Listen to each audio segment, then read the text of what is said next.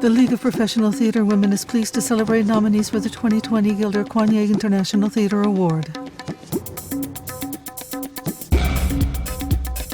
Meet Avra Sidiropoulou, Artistic Director of the Athens-based Persona Theatre Company. Since 2003, Persona has traveled to regions with troubled histories to collaborate with the others and develop work that offers a vision of a peaceful world. She also writes extensively on contemporary theatre practice and is currently head of the Master's Program in Theatre Studies at the Open University of Cyprus.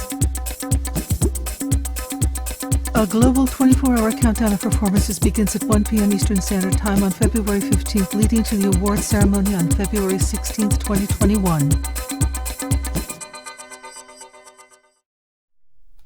Γεια σας, ονομάζομαι Avra Sidiropoulou και είμαι από την Ελλάδα. Hello, my name is Avra Sidiropoulou and I come from Greece. I'm currently in Nicosia, Cyprus, where I've been working for the past few years. I'm Associate Professor at the MA Program in Theatre Studies in the Open University of Cyprus and Artistic Director of Persona Theatre Company, which is based in Athens. It's a great honor to be a nominee for the 2020 Gilder Coigney Award and to represent my country.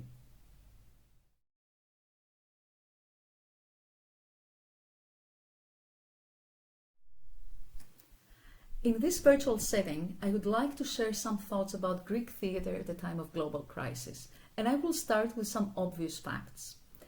In the midst of the COVID-19 pandemic, as our century gallops towards and stumbles through challenges that few of us could have anticipated even some years, let alone months ago, it has become apparent that the tumultuous 21st century is already facing a multitude of anxieties. Further to the immense loss of 2 million lives to the coronavirus, the elimination of jobs and the rise in mental health problems caused by the pandemic, we are surrounded by a culture of global fear and political divide. Well before the COVID crisis started to lay bare massive ontological and social grievances, the world was already getting numbed by the abysmal changes in the political map of Europe, such as Brexit, suicide bombing attacks, the establishment and dominance of nationalist states, the proliferation of neo-tyrannical political and media formations. As a blind response to the religious fundamentalism and terrorism, violence is everywhere.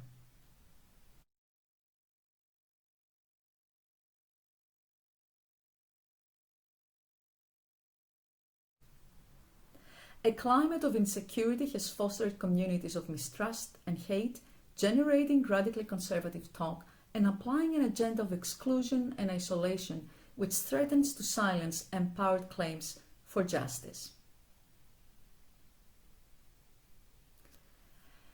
Greece, alas, has been at the forefront of all the major 21st century calamities.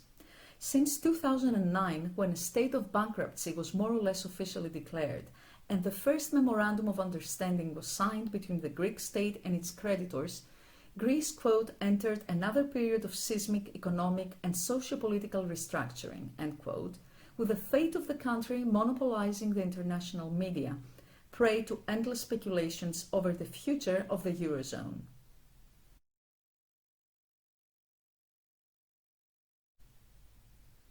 The more fortunate among the overly qualified younger Greeks have been fleeing the country in massive numbers, seeking work opportunities in economically stable European countries, and I too consider myself a child of the Greek brain drain. Others, much less fortunate, who had been made redundant due to the recession, were driven to the streets and to crime.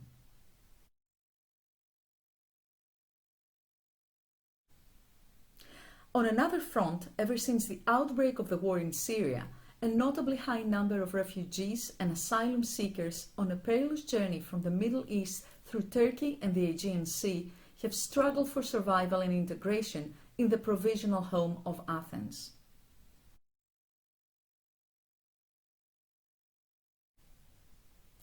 All in all, the transition from the euphoric national confidence brought about by the Athens Olympic Games of 2004 to the violent manifestations of neo-poverty in the urban centers of the country has been nothing less than shocking. The disintegration of the social fabric, with high suicide rates and numbers of people seeking medical treatment for depression, as well as recorded instances of intra-family violence, can only speak of a society that continues to ail profoundly. However, in the midst of such affliction, manifest in merciless austerity measures, deregulation, relentless budget cuts, and overwhelmingly high taxation, Greece has experienced an unprecedented surge of creativity, not least in the theatre, as if trying to resist the overriding gloom.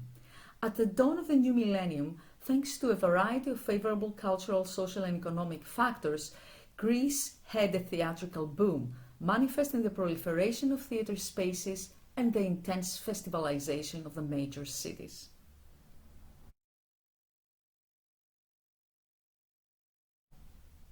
Now, the pandemic has of course interrupted this upbeat climate once again. All theatres in the country remain sadly closed during the second and deadlier surge of COVID-19.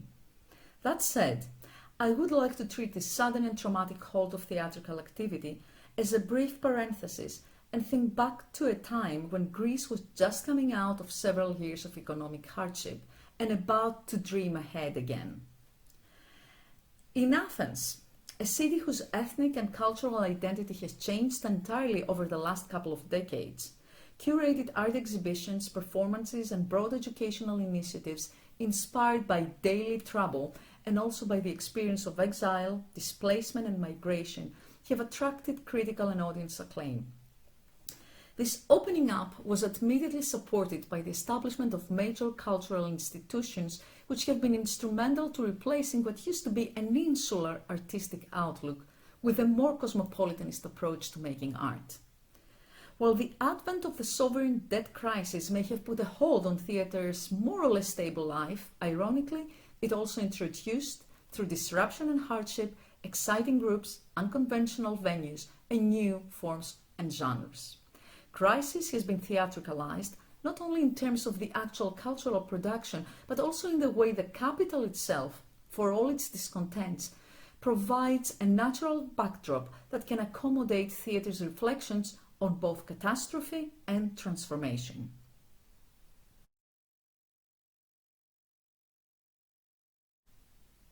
It is no accident then that Athens has become the darling of European theatre. Functioning as a laboratory of crisis, it has metamorphosed into a locus of diverse cultural activities, legitimized to respond to crisis from within. Although money is tight, today Greeks are involved in the theatre more than ever, both as artists and as audiences. The annual number of shows in Athenian theatres is indeed remarkable. In 2020, approximately 2,000 productions had been programmed in the Greek capital alone, which were, however, cancelled or postponed due to the pandemic. In 2015, at the peak of the Greek crisis, the theatre spaces in Athens amounted to 287, not counting other so-called alternative non-theatrical venues. Tiny spaces seating 50 people at most, and commonly favoured by homeless theatre groups, have contributed to the gentrification of several neighbourhoods of downtown Athens. Significantly, at a time when one after another of Greek businesses in the big cities were closing down, theatre companies continued to multiply steadily.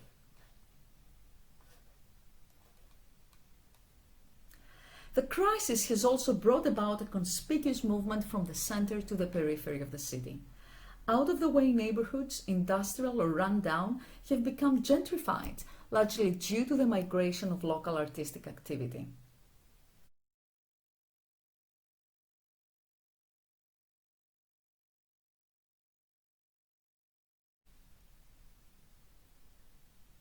Abandoned warehouses or stores have been transformed into fully operational small theatres, which attract smaller scale, smaller budget theatre works. In tandem with the new multicultural neighbourhoods and the restoration or fresh use of existing buildings, the crisis-ridden landscape of unemployment, homelessness and despair has actually functioned as a living background for a variety of activities. The polis becomes a witness and an accomplice to the diverse forms of cultural, social and political upheaval that have historically affected the lives of Athenian citizens. And here's an excerpt from the peripatetic project X Apartments in 2015. Καλησπέρα σας. Είμαι η κυρία Καλλιόπη και σας καλωσορίζω στο σπίτι μου.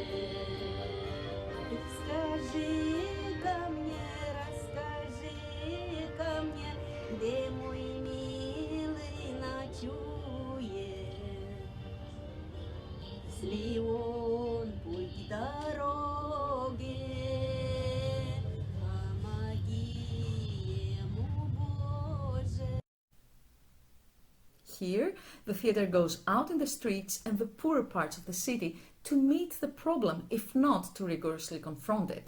Athens is delivering its own borders to theatrical activity, palpably illustrating the interconnectedness of society and art. The shift in the performance landscape of Greece, reflected in the makeup, programming, and changed work conditions of the independent companies, has also become apparent in the zealous experimentation with theatrical form. Many Greek directors who had trained in theatre capitals such as London, Berlin, or New York applied strategies of deconstruction and a notably non-realistic, non-psychological aesthetic back at home, with a degree of understandable delay. Sacrificing linear storytelling to multisensory dramaturgies building on visual and oral impressions. Forming a new community of protest, Greece's lost generation has repeatedly courted the documentary form, the live digital interface, and site-specific and immersive work. Needless to say, to any Greek who has been raised with images of the splendid world of our big tragic poets since childhood, the endless misfortunes of the country's modern history seem to serve as a constant reminder that the thousands of years that separate us from our ancestors are not to be measured simply in chronological terms. For one thing, this disenchantment has been followed by an attitude of irony towards the treatment of dramatic tradition, expressing the desire to interpret the past through the dissonances and paradoxes of the 21st century. Here is a telling example of this tendency, with a very popular version of Aristophanes' comedy The Birds, staged in 2015.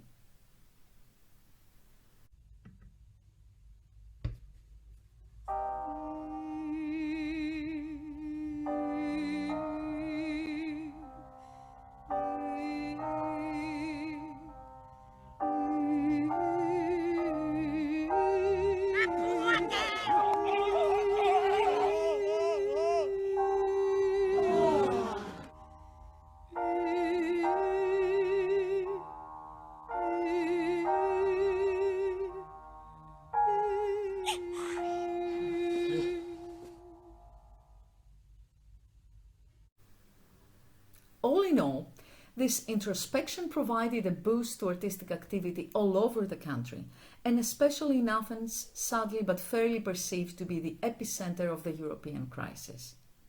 Intense criticism of the state's big share of responsibility in the overall mess, together with occasional anti-European sentiments, stirred up a need to revisit history and reevaluate national stereotypes. Greeks were forced to rethink their fragile, oscillating position between East and West and give artistic expression to the pressing issue of belonging or not in Europe. The search for a new identity became crucial to the forging of a new, more international artistic signature, which was often congruent to a demystification of the loving, united Europe that many of these artists, myself included, had been born and raised with. This dialectic runs through Blitz Theatre Company's production of Late Night in 2012, which takes place in a ballroom where a group of 6 people spend their time dancing, flirting, and exchanging personal stories pitted against a background of rubble, which tellingly stands for the demolition of all certainty. Here's an excerpt.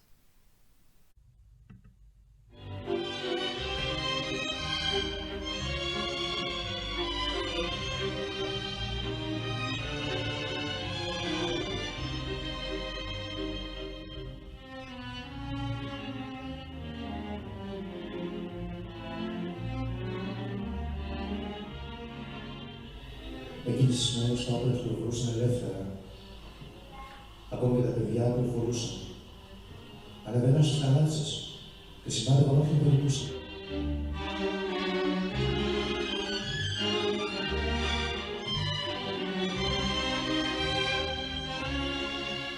Εκείνες τις μέρες ο Πάπας έβγαλε διάμελμα να συνεχίσουμε τον αγώνα. Να μην δείξουμε έλεος. Στο διάγγελμα αυτό καταδίκαζε τις σωματικές αυτοκτονίες.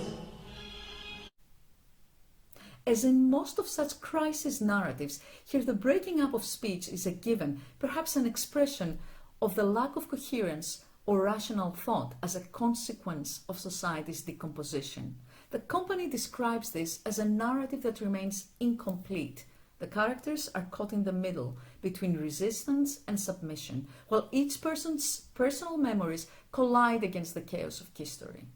In effect, the performance is both an opportunity and an obligation to render the spectator part of the problem, whether this relates to the broken map of Europe and the individual's attempt to define his or her position within it, as in Late Night, or to one's confrontation with the historical and cultural dimensions that permeate the changed landscape of contemporary Athens, as in Kanigunda Theatre Company's production of City-State Polykratos in 2011.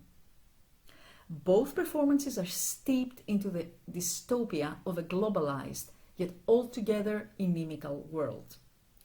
Operating mostly as theatre collectives, companies such as Blitz, Bijou de Cant, Pequod, or Kanigunda, and younger generation theatre makers often approach canonical works in unusual ways or adapt them to a contemporary context, building a theatre legacy for future generations. Parody and post-dramatic strategies are commonly employed to challenge the traditional egocentricity that had defined performance pre-crisis. It comes as no surprise that concerns about the state, the polis, and the global community inform 21st century Greek playwriting. One sees an increase of plays that reflect the rising influx of refugee populations and the problem of illegal immigration, the increasing incidence of racial violence and street protests, and the new reality of multiculturalism in what used to be a remarkably homogeneous country. In these texts, Greece and Europe are depicted as crumbling cultural monuments, and the impoverished urban centers as terrifying sites of stagnation where time has frozen. Character is made of fragments of borrowed speech and found text, while performers move in and out of different roles, often favoring the narrational over the dialogic element. Rather than being a passive recipient of personal drama, the spectator, in turn, is more of an element of the story, caught in the mechanics of history-making. Among the most prolific representatives of this tendency are Anestis Azas and Prodromos Tsinikoris, former artistic directors of the National Theatre of Greece's experimental wing. Telemachos Should I Stay or Should I Go, 2013, discusses one of the most pressing dilemmas that the younger generation of Greeks had been preoccupied with, namely, whether immigrating to a European country is the only way out of the unemployment impasse in Greece. Το να φύγεις είσαι λιποτάκτης. Αν είναι να φύγεις, να μείνεις μάλλον, να μείνεις και να αγωνιστείς. Αλλιώς, αν είναι να μην αγωνιστείς, ψάξε να βρεις την τύχη σου κάπου αλλού. Σκέψου τι έχει κάνει αυτή η χώρα για μας, ας πούμε. Δεν έχει κάνει κάτι. Συμφωνώ ότι εντάξει, δεν μπορούμε να παρατήσουμε τη χώρα μας, αλλά αν δεν μπορούμε να ζήσουμε εδώ, τι θα κάνουμε.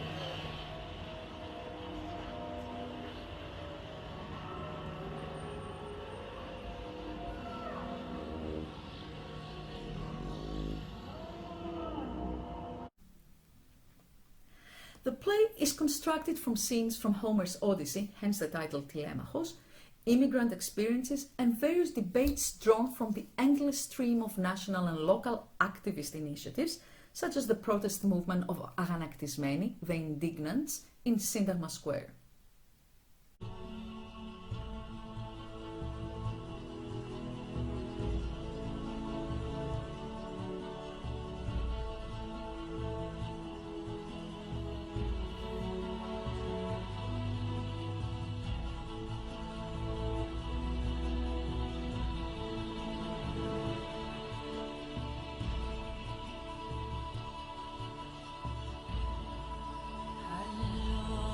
Shadow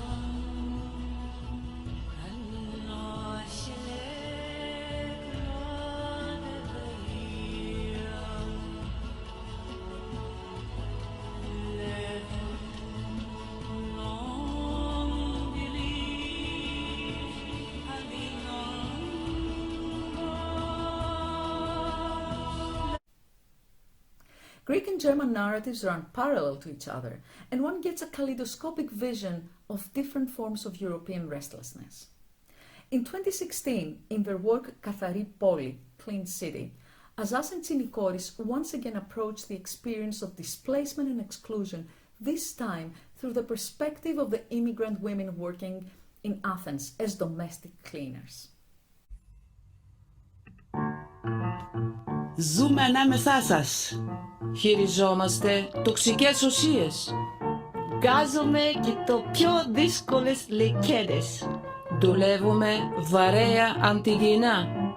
Η γιαγιά σου μας προτείνει. Δεν φοβόμαστε τίποτα. Τα κάνουμε όλα και συμφέρουμε. Καθαρίζουμε την πόλη. Ξεδρομίζουμε τον τόπο. Είμαστε οι καθαρίστες της Αθήνας. What is under scrutiny in Clean City are the stereotypes that continue to run through socially underprivileged groups. Azaz and Tsinikoris explore the dangerous notion of cleanliness, with all its fascist undertones, pursuing the thematic tenets of women's immigration to Greece, as well as the identity of the cleaning lady. The documentary aesthetic of these projects is intertwined with strategies of collective creation. In fact, devised theatre forms are especially popular among smaller independent companies. Chorality is introduced as an agonistic mechanism for forging a collective conscience. Post-apocalyptic visions are also prevalent.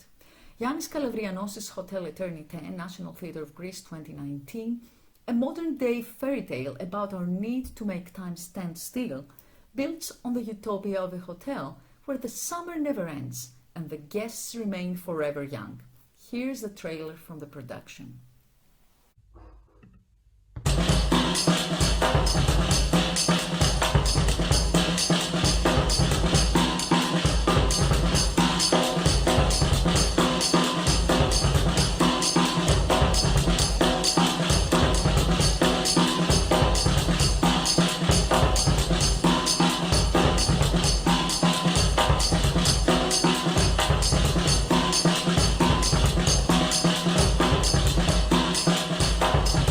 Η ανθρωπότητα έχει ανάγκη την αιωνιότητα. Moreover, one should note the interdisciplinary nature of contemporary theatre creation, which often combines theatre, dance, and performance. The multimedia work of Eli Papakonstantinou is also characterized by hybridity. For example, her Revolt Athens in 2015 offers insights into post-crisis Greece and embodies the lived aesthetics of crisis in a dense visual, oral, spatio-geographic and performative assemblage.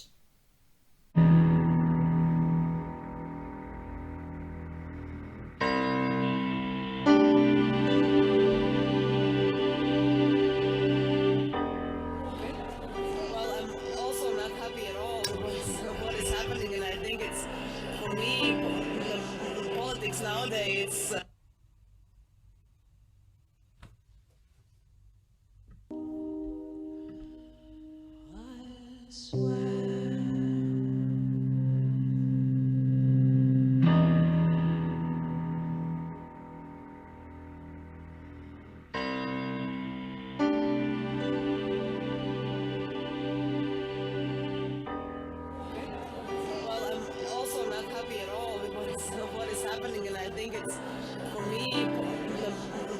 nowadays it's about some kind of a delusional state in which people misuse the concept of power.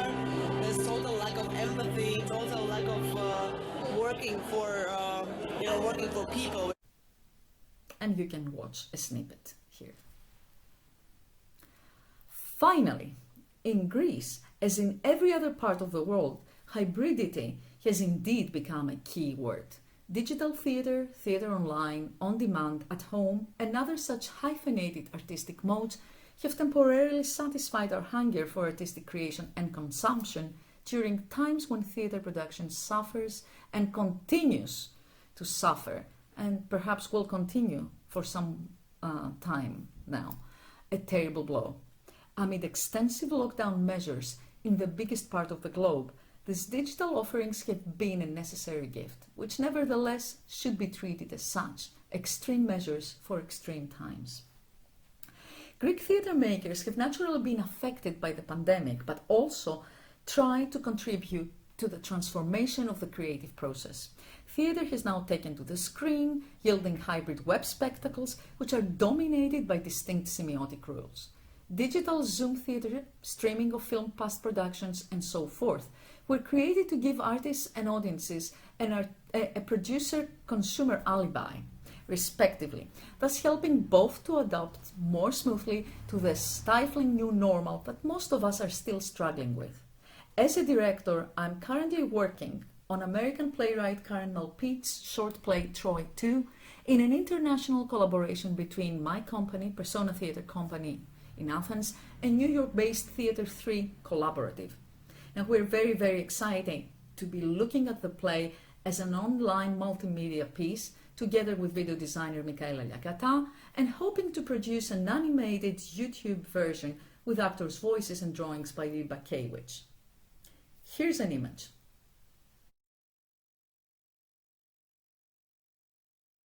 Please stay tuned. In this brief exploration of the theatre landscape in contemporary Greece, I would like to make special mention to the prominent position of women in the country's artistic activity. Women have occupied positions of power as producers or artistic directors of established institutions while stabilizing their status as artistic equals to men. In particular, although the directing profession had been male-dominated throughout Greece's history, since the 1990s, there has been a large number of female artists working as freelance directors. Alternative, some are employed in state-run, state-subsidized or commercial theatres, a fact which is clearly an expression of trust in women's artistic and managerial abilities. Studying theatre in Europe and the United States, many of these Greek women came into contact with more up-to-date directing and acting aesthetics. With a new confidence in themselves as artists, they subsequently returned to Greece, becoming actively involved in the theatre. Concurrently, it was only a matter of time for many women directors to emerge out of the plethora of semi to fully professional experimental groups and the numerous state and private drama schools emerging towards the end of the 20th century. Some took advantage of the funding available to new forms of theatre businesses, building their own theatres, which they also managed, producing, directing and acting in the season's repertory. Finally, many women decide to combine the lonely practice of playwriting with a more communal nature of theatre making, staging their own plays. Given the shifts, one can see a bustling combination of disciplines, of actors, playwrights and producers turning into directors. No doubt, this hybridized function of stage practitioners is also the consequence of the lack of an organized, higher-level education for directors within the Greek university system. Today's women's theatre practice in Greece is particularly visible. Despite the decade-long economic crisis, people have been spending money on theatre as audiences, but also as savvy entrepreneurs, investing capital and time in an art that appears more popular than ever. Albeit mostly self-employed, young women directors manage their own production companies rigorously, often with little or with no state subsidy whatsoever. This means that they will remain mostly freelance, forced to move from one theatre space to another, and seek allegiances with and co-production possibilities with more autonomous and financially viable establishments. Notable examples include Eli Papakonstantinou and Katerina Evangelatou, who is now artistic director of the Athens and Epidorus Festival. Here is a snippet from her recent production of Hamlet.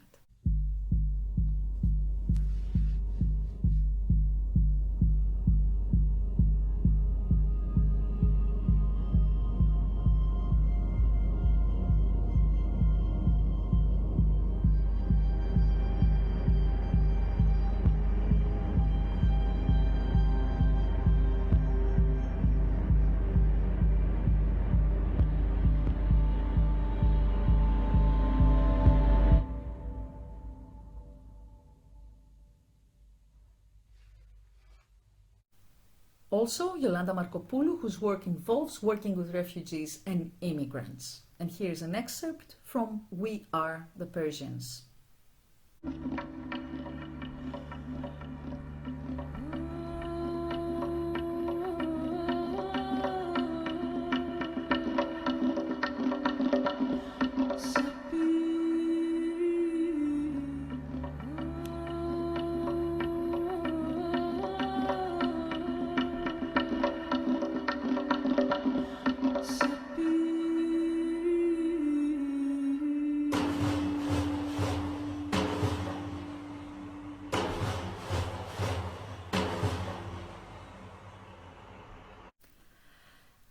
To conclude, in the recent years, the work produced by Greek theatre artists and inside and outside the Greek borders tries to address today's challenges in theatrically innovative forms. And here I would like to share with you an excerpt from Persona Theatre's production of Phaedra I, an international multimedia project which I wrote and directed in London in 2019.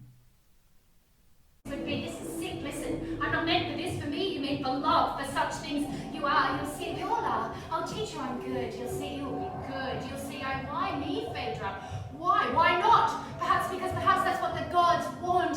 Perhaps, I don't know. Will you please go? Can I just have you this once? Anywhere, just this once, and then no more, I promise. Just this once, and then no more. No, I can't stop. I am almost your son. You are your father. Younger, I will show you life.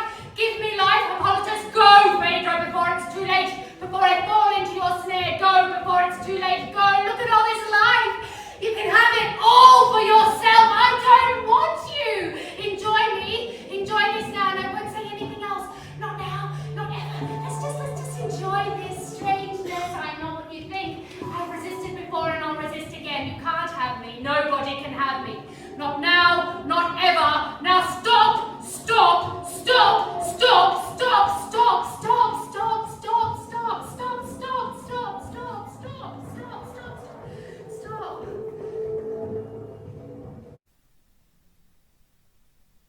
In general, the 21st century dramaturgy of crisis, both textual and performative, capitalizes on the shift of focus from the personal and broadly psychological to the communal and ironically more cosmopolitanist aspects of global affliction. Theatre, a public arena for the collective exploration of ideological meaning, to cite Kershaw, inadvertently asks important questions about the artists, spectators, and citizens' position in the world, often proposing alternatives. Crises of any form tend to provide opportunities, painful but perhaps necessary, for artists to reevaluate their position in a rapidly shifting world, but also to address the particular tribulations of their countries with irony and daring. This kind of practice is not necessarily salvific and seems caught up in the very ambiguities of today. Ultimately, there is a post-tragic element that defines the theatre scene of contemporary Greece. The interminable suffering of weight is not a Beckettian mirroring of individual defeat by an unfeeling, godless universe, but a ritual of 21st century collective mourning and a rite of passage. On many of the contemporary stages of Athens, the political becomes an experience within the theatre, viewed more as an event than as an ideological change. Here, the sense of communal sharing is prevalent, explaining why a considerable number of projects are participatory, inviting the spectators to shed off their voyeuristic role, to become public voice. Thank you. Σας ευχαριστώ πολύ.